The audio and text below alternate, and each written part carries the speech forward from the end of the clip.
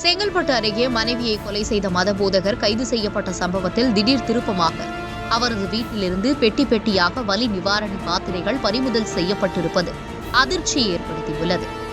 செங்கல்பட்டு மாவட்டம் பொன்மார் ஊராட்சி மலை தெருவை சேர்ந்த விமல்ராஜ் கிறிஸ்தவ சபையில் மத போதகராக உள்ளார்.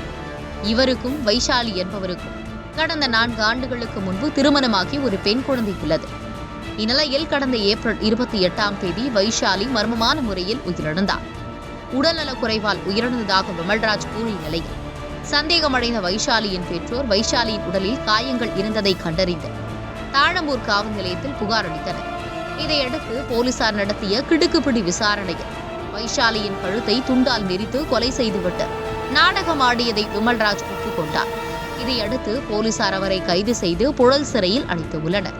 இதனிடையே விமல்ராஜ் மது போதைக்கு அடிமையாகி பல பெண்களுடன் தகாத உறவில் இருந்ததாகவும் போதை மாத்திரை கடத்தல் போன்ற செயல்களிலும் ஈடுபட்டு வந்ததாகவும் வைஷாலியின் அண்ணன் தெரிவித்திருந்தார். அதன் அடிப்படையில் விமல்ராஜ் வீட்டில் போலீசார் அதிரடி சோதனை நடத்தினர்.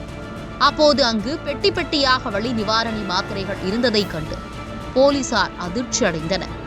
3500 வலி நிவாரணி போதை மாத்திரைகள் இருந்த நிலையில் அவை அனைத்தும் மும்பையிலிருந்து கொரியர் மூலம் அனுப்பி வைக்கப்பட்டதும் தெரிய வந்தது.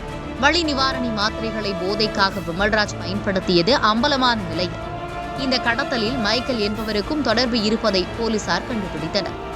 மைக்கேலும் விமல்ராஜும் சேர்ந்து மும்பையிலிருந்து பெட்டி பெட்டியாக வலி நிவாரணி மாத்திரைகளை வாங்கி வந்து விற்பனை செய்த நிலையில் வேறு யாருக்கும் இதில் தொடர்பு உள்ளதா என போலீசார் தீவிரமாக விசாரணை நடத்தி வருகின்றனர்.